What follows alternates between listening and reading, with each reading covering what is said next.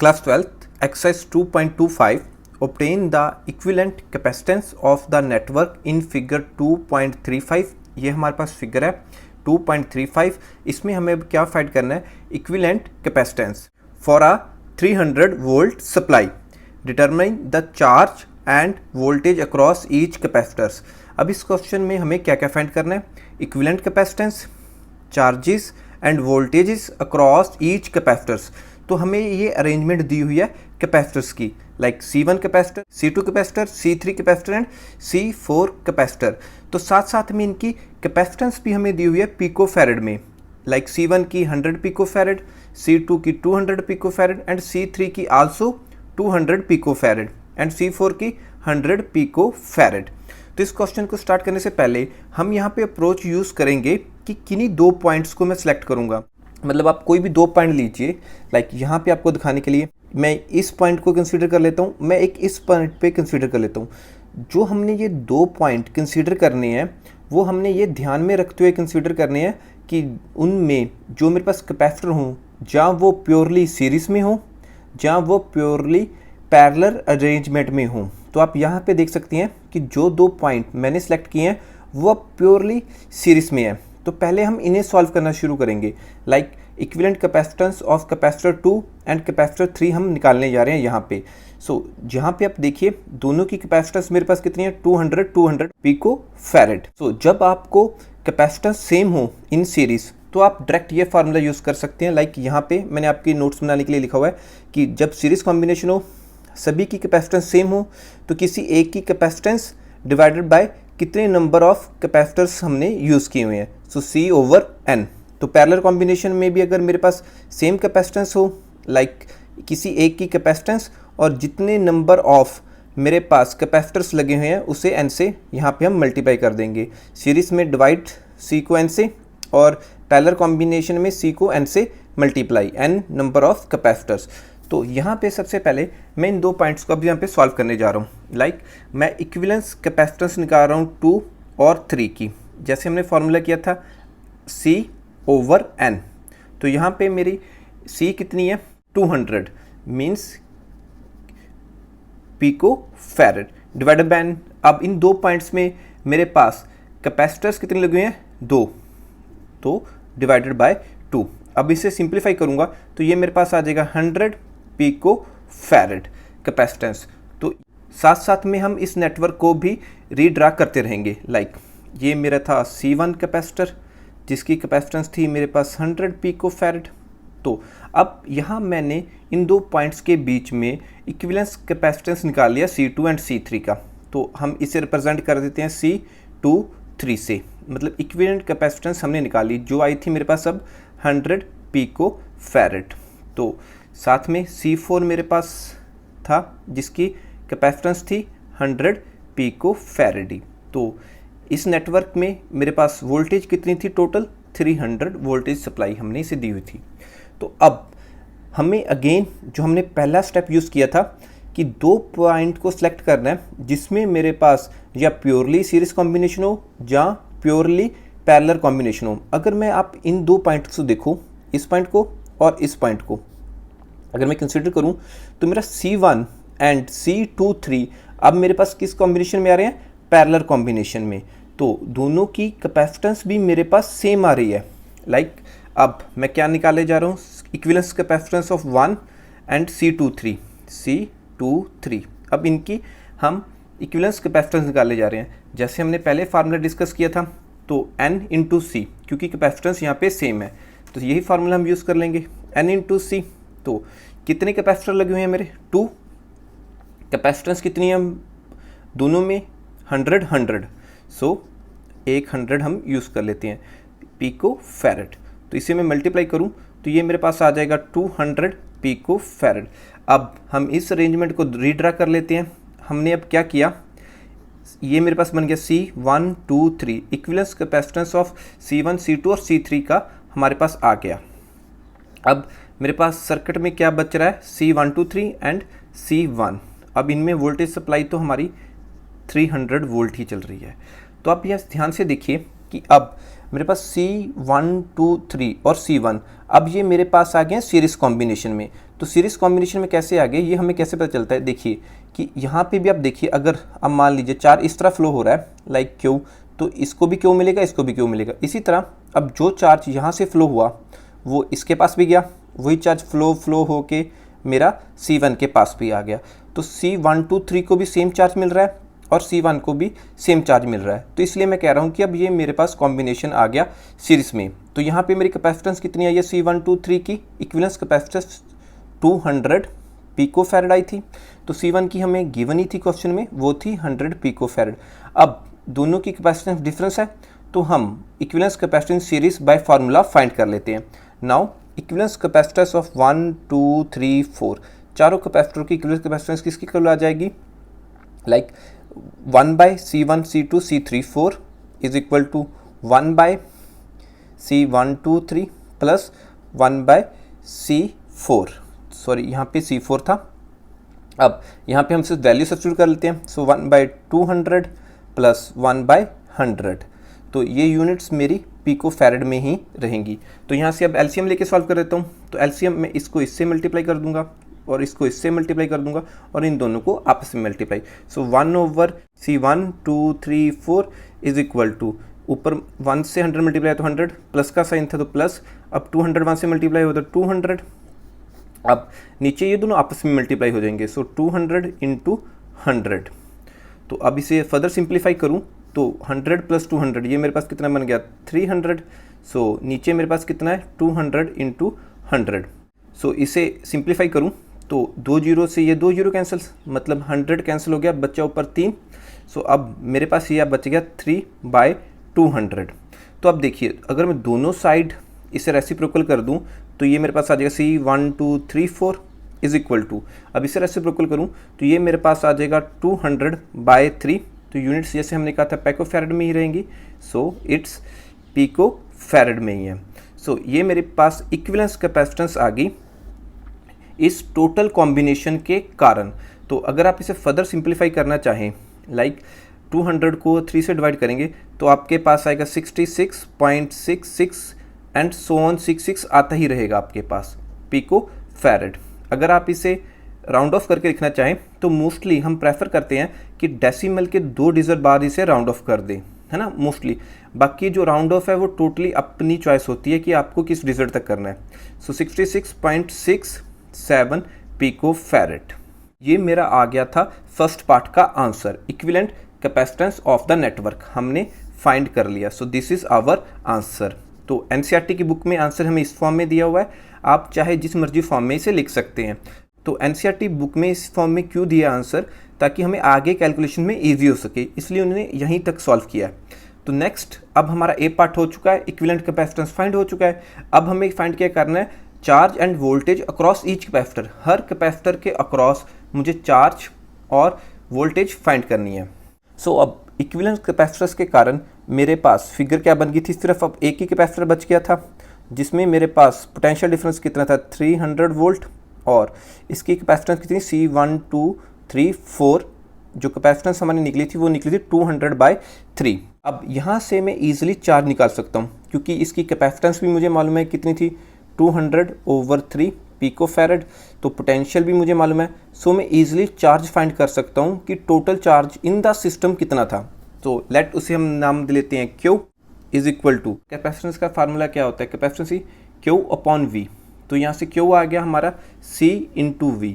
तो ये C कौन सी, इक्विवेलेंट कैपेसिटेंस वाली V, तो लाइक C1 2 3 4।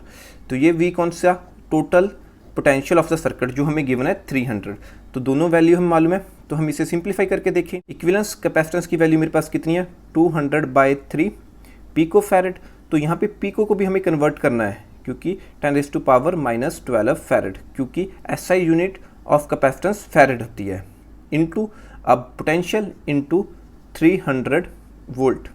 तो इसीलिए जो हमारा एग्जामिनर है उसने 200/3 में रहने दिया, क्योंकि इस 3 से मैं इस 300 को ईजिली काट सकता हूँ। तो ये मेरे पास बन गया 100।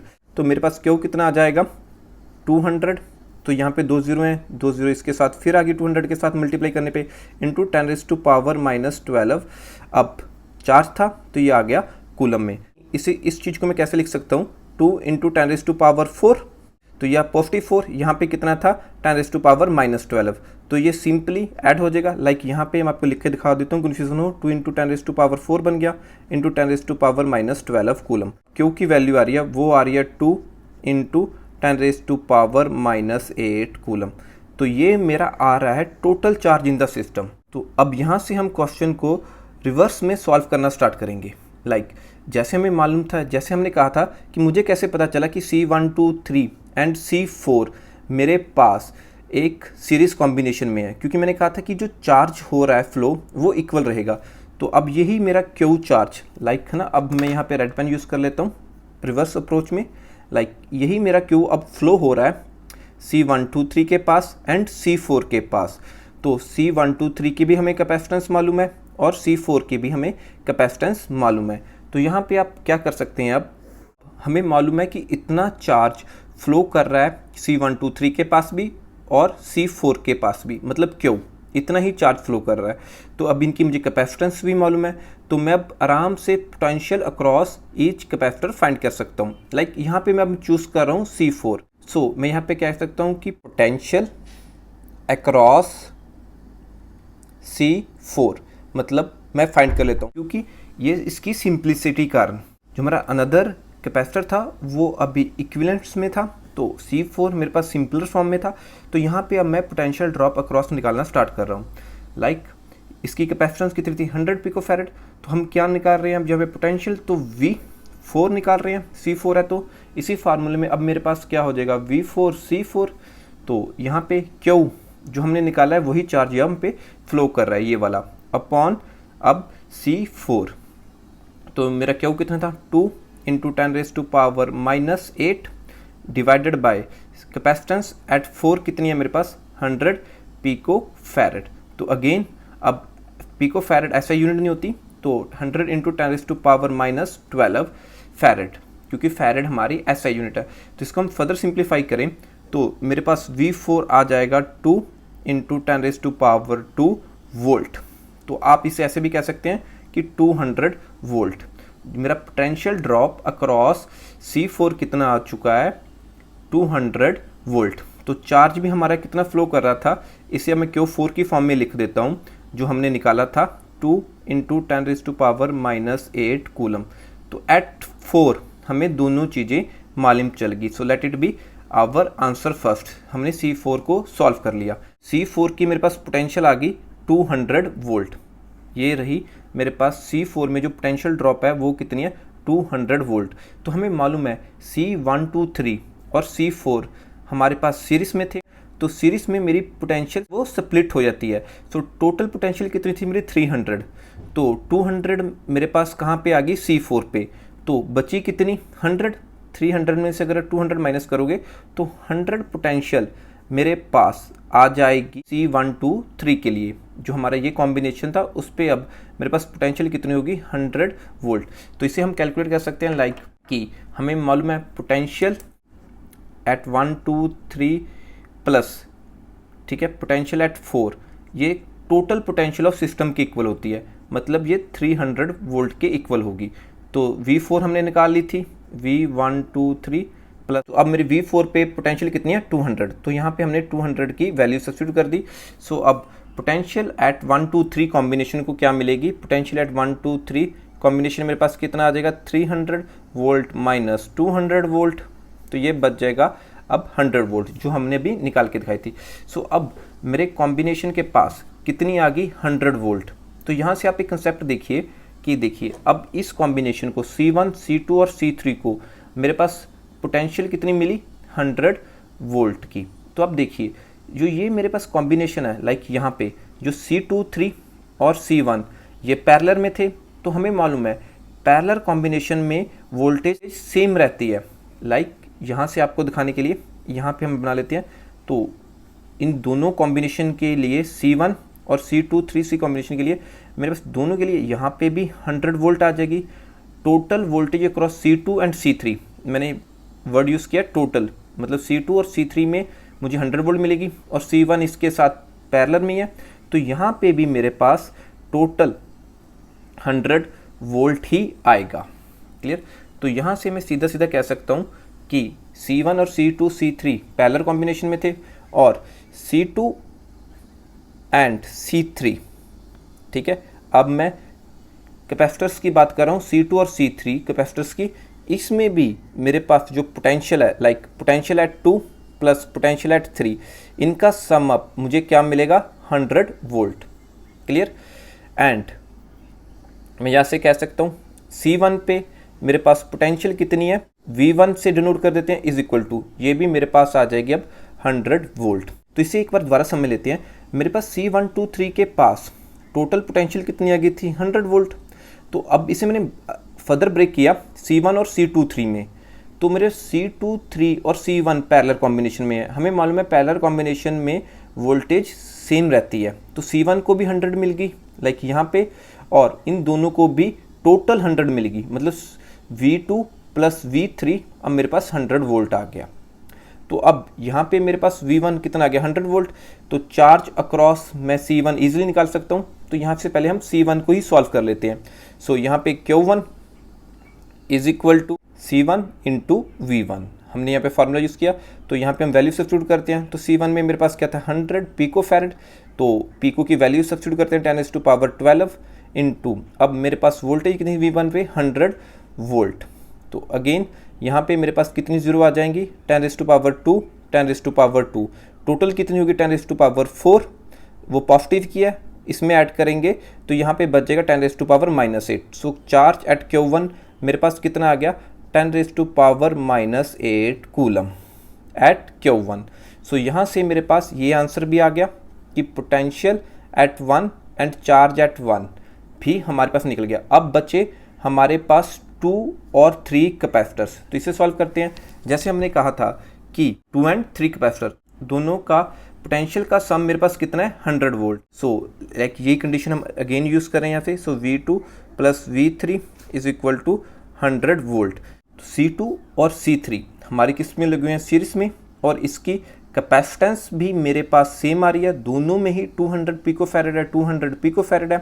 तो जो पोटेंशियल है इनके क्रॉस 100 वोल्ट, तो वो क्या होगी, वो इक्वली स्प्लिट हो जाएगी, मतलब इक्वल पार्ट्स में। तो 100 का हाफ करेंगे तो 50 वोल्ट C2 के पास आ जाएगी एंड 50 वोल्ट ही C3 के पास आ जाएगी। सो यहाँ से मैं क्या कह सकता हूँ कि my V2 is equal to V3। So जो मेरी पोटेंशियल्स हैं V2 पे और V3 पे, वो क्या हो जाएगी, दो कैपेसिटर्स थे तो divided by 2, 100 volt divided by 2।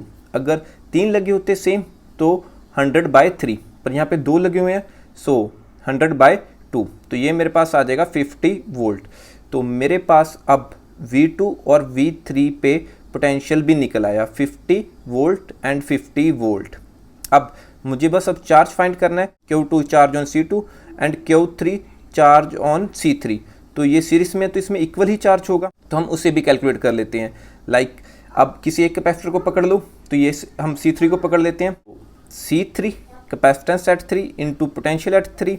So capacitance कितना था, 200 पिको फैरेड, तो पिको की वैल्यू 10⁻12 इंटू पोटेंशियल कितना था, 50 वोल्ट। तो इसे हम फर्दर सिंप्लीफाई करें तो 50 को अगर 200 से करें तो 5 2 ज़ा 10, तो यहाँ पे 2 जीरो हैं, 2 जीरो और आ गई, तो 1 जीरो ये बची, तो 1 जीरो आ गई, इंटू 10⁻12।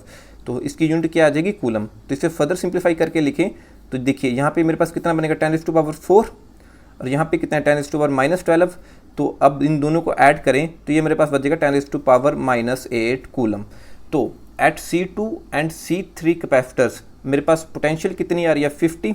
तो चार्जेस भी मेरा Q2 और Q3 भी इक्वल आ जाएगा, 10⁻8 coulomb. So this is our answers of C2 and C3. Thank you for watching the video.